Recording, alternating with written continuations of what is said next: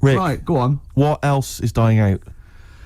Pipes. Pipes. You never see people smoking pipes. Why Young don't people you? now are not smoking pipes. No. You see old people, you're right, but kids, you've got to start taking up pipes, otherwise they're going to die out. Because Yeah. people of the older generation, you know, they're going to die soon. I'm not smoking a pipe. I should With be. pipes, though, was it like the fashion where when you smoked, you started, you know, at a young age and then carried on? Or did you just start at 50? But no, because if you see like sort of shots of kind of you know, sort of professorial types Yeah. from the 1930s at Yeah. when they're at Oxbridge, they're Yeah. always smoking pipes in a tweed jacket. Yeah. That was when they started, like university. Yeah, but they still do. So, Yeah, I mean, no, but- no, there's lots of things that should die out in the rest of the world carry on in Oxbridge colleges. Yeah, but my point is that- Boaters. All right. All I'm saying is that they're not even in Oxbridge now. They're not even smoking pipes. I bet there is There's no someone. one smoking pipes. I bet there is. Right, I'd like to know if there's anyone listening who's under the age of 30 that smokes a pipe regularly, and I don't mean like a crack pipe. And I guarantee they went to Oxford or Cambridge. Okay, Yeah. what's the number? 08700 800 1234. What's the email? ricky.gervais@xfm.co.uk. Pipes are dying out. Yeah. Snuff, that's as good as gone. Yeah. Snuff. Yeah, Trilbies. My friend always said if he won like loads of money on the lottery, he'd like to try really hard to try and bring back, as a fashion accessory, the cape. See, I 'Cause the quite capes are classy. I quite like the cape. The cape's brilliant because you can kind of, you know, mask your face with it. Yeah. Dracula-like. You can have it off but still on, and on but still off. It's not Exactly. like a coat. You know what I mean? Where you drape it over your shoulders and that can fall down. Carl, you're Whereas- not a fan of the cape. You're turning your nose up at the cape. That's a madness. No pockets. Good point. You could have some kind of inner sort of smuggler's If they pocket, did that, I'd buy one. poacher's pocket. If they did that, I'd buy one. Well, I'll tell you what. That sounds good. That sounds good. It's just gone half-assed. It's the new I feature. can't believe that it. sounds good. For a minute there, I was completely lost. Yeah. Remind me again. What's that sounds Wow. good? I I thought, no, will- hang on. It's that film sounds good. Oh yeah, that film sounds good. Right, this isn't my famous film review, which I've got coming up. Look forward to that. It's brilliant. Yes. it's quite a delicate subject, but I think I deal with it sensitively. Brilliant. Okay. This is that film sounds good. Right. And I've taken. Remind a us film- again what that is. What this Well, feature is. I'm going to pick a song from a film that's Okay. on from the soundtrack. Right. Yes. I'm choosing a song from Jackie Brown. Okay. Great film. Yeah, brilliant film. And this is Across 110th Street by Bobby Womack. It's fantastic. Wonderful song. You'll only like this if you're really cool. Yeah, if you're really cool, like say us. Yeah. Oh yeah, Bobby Womack, Across 110th Street. It's great, isn't it? That's a lovely feature. And actually. that's the first feature. Ooh, that film sounds good. Brilliant. Yeah? Brilliant, yeah. That's I'm excellent. thinking of actually bringing out maybe a compilation of I'd love to hear it. song for the lovers. What Maybe. sort of things can we hear? Can we expect in the future? Because I know you're a big fan. This is brilliant. He bought the soundtrack to the film Braveheart, which is just kind of let me just explain. Which is just kind of big orchestrated numbers, right? James and Horner. as far as he's concerned, that's classical music. He's got a classical music CD in his collection. It's the music from Braveheart.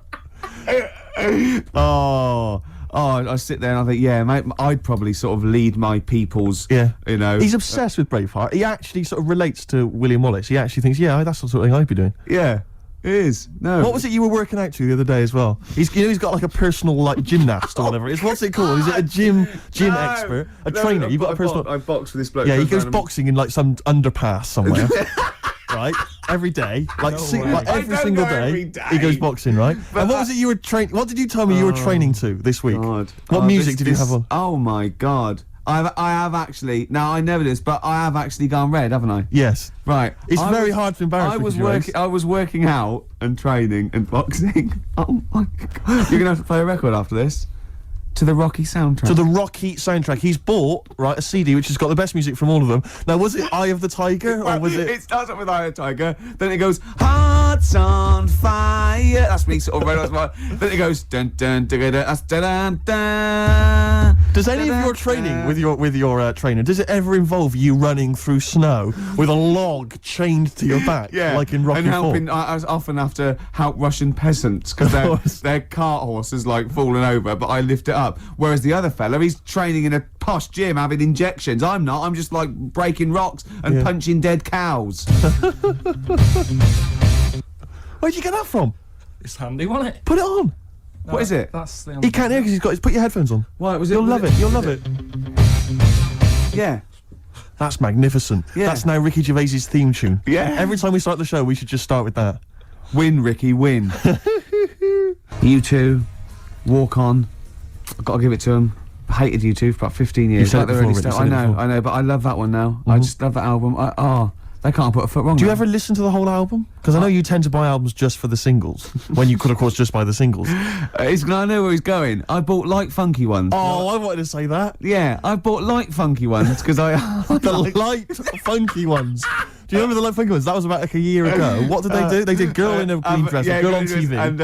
and Abercrombie. That one that, Fitch. yeah, summertime Abercrombie and Fitch. The girls are wearing up. Do you remember that? It's like a light sort of summer Listen, nonsense. I've got a lot of money. It's nothing to me. Okay. The light I funky want a ones. bit of light funky ones once. That's 15 quid. It's nothing to me. You put the 2 singles on, right? Never listen to the rest of the album. I never listened to the 2 singles again either. The light, funky ones. Oh, it's just my street cred's gone down it. Rocky soundtrack and the light funky ones. You'd make 2 mistakes. Rick, let's not forget Braveheart, the soundtrack. Oh yeah, it's a good film. Rick, we were talking earlier about stuff. True story that's, about a little Australian freed the Scottish. the stuff that's dying out that I think you and I single-handedly need to kind of resurrect and salvage. I thought the Trilby was dying out. Yeah. I'll surprise you, and yet, watching Top. Top of the Pops last night, Yeah. Jamiroquai was wearing one, and then lo and behold, Danny Minogue came on, she had one as well. I thought, blimey, there's 2 people there trying to salvage the Trilby, and good luck to Really? them. Well, Yeah. that's on its way then. Let them The do Trilby's that. fine. Let's do something else. But the bowler hat, the bowler hat. never See, see the I've always bowler. fancied myself in a bowler I love hat. a bowler hat. Carl, would you wear a bowler hat? I know you'd wear the cape. I did wear a trilby. You were really? You must have looked like a. That's brilliant. What? Because you're a Mancunian. Well, there was a phase, wasn't there, in about 90... When was it? I think that was just round your way. It might have been. It was in Manchester. Did someone get a I know job it lot of was. trilbies? And persuaded you kids? Yeah, I tell what's trendy. No, Sean Ryder wears one of these. Does he? Yeah, go on. Yeah, quid. And then everyone in your street had trilbies on. But you've never worn a bowler. Never. What about Kangol bowler? You might The think ad one about out again. Yeah. I'll tell you what. I would like to wear a bowler hat and a dark hat, but I'm worried I look like one of those little fellas off the Home Pride advert. it. The Home Pride guys, they've been persevering with the bowler for years. They still look good in it though, They're don't still they? looking good. They're dapper guys. Yeah. There's a lot of the Jolly Green Giant. He had quite a distinctive look, which is obviously one I've been thinking of exploiting. What the Being little about 6'7". I know the little sort of like a little dress. Was it Corncroft Yeah. that made out his little skirt? Yeah. What was Yeah. the Jolly Green Giant so jolly about? Probably. He was very pleased. It can't have just been the sweet corn and the peas. No, I reckon it was his enormous jolly green knob. I mean, he must have got up every day and gone, look at that. He must have been so happy. The only thing that's like, in the case of the Jolly Green Giant, or like when Gulliver was a giant and he was in Lilliput and all the Lilliputians, like they helped him out, they were feeding him and stuff. Yeah. If you're a giant like that in that Yeah. situation, how do you sort of have a little sneaky Tug? You know, a little tug, a little J. Arthur Rank. I don't know, because it's like... It's very tricky to do you're that as big secretly. as their mountains, aren't you? Exactly. You can't hide. They go, oh, you know, I mean, there's no... Well, yeah. All the little village probably just thought it was a tidal wave or something. Do you know what I mean? That's pretty grim, though. I mean, Yeah. the tidal wave's pretty desperate. I know. It's how would he have gone to the mayor and said, I need a Kleenex the size of a yeah. tennis court Yeah. and a gigantic copy of the Daily Star. No, Yeah. I never understood with giants how they actually got that big in the first place, because what food was around to make them... Because not only were they, like, big, but they were muscly big. They Like, did- they ate well. They ate whole cows, probably. When, Yeah, man, Carl, it's- you it's know, not well documented, Carl, is you know they don't actually exist and never have. Okay. Right, it's time for a feature, I think. Oh, Carl, I've got. So there was a TV show I watched once on the History Channel. This is the History Channel. Yeah. It was the history of werewolves. Right, the history of werewolves, and the whole show is predicated on the fact that at the end we'll tell you if they ever existed or not. Yeah, just waiting. And I go, oh, come on, we're going to be late. Hold on, he's going to tell us if Exactly. they existed or not. Carl, werewolves. Michael Aspel was in it, and Michael Aspel is a top broadcaster and therefore would not associate himself with know about something that that, did not lie. exist. Under the covers time, gents. Under the Cover covers, me run up, for cover me cover. bad, run for cover. Here come the covers. Covers. I This- like cover songs. This is a cover version. Yes.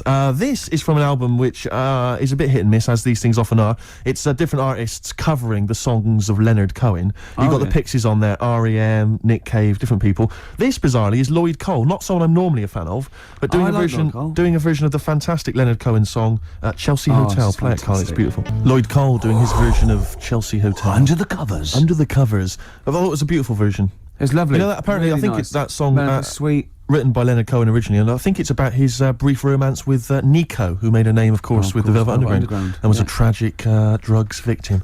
But it's interesting because I'm looking at this as a compilation called I'm Your Fan, which is cover songs of Leonard Cohen's music. And as I say, R.E.M., there's people on the Nick Cave who are still going. There's a couple of names you don't tend to hear of that often now. The House of Love. Oh, yeah. Rarely hear them, do you? That Petrol Emotion. Oh, yeah. That Petrol Emotion. Yeah. Who else we got on here? It says Robert Forster. Now, is he a musician, or is it... Robert Forster, I don't know. Well, if you know who Robert Forster is, I thought he was a writer. The Lilac Time. The Lilac Time. They're on there as well. Can't just say a name of a band and laugh. You can if it's the Lilac Time. Wow. We were... Did I tell you before that my friend and I once listed words we thought should be rude, but aren't, like cassock, we always thought. Yeah, and bollards. Bollards. And he always pointed out the blow monkeys. Yeah, which I was. That could be a very rude word, but isn't. It isn't. Okay, that could be a new feature, couldn't it? We're featured up, aren't we? Aren't we? This is brilliant. We've still got the film review to come. Song for Lovers is coming up in a few minutes. Song for the ladies. Yeah, Song for the ladies. What else if I can squeeze in a hip hop track, I'd love to do it. Yeah, that's called our hip hop track bit. Yeah, exactly. Oh, it's just amazing. Do we have a classic song, Rick? What were you thinking of? Oh, I don't know. Maybe something by Nirvana. Well, their biggest classic. You mean? Ideally. Smells Like Teen Spirit.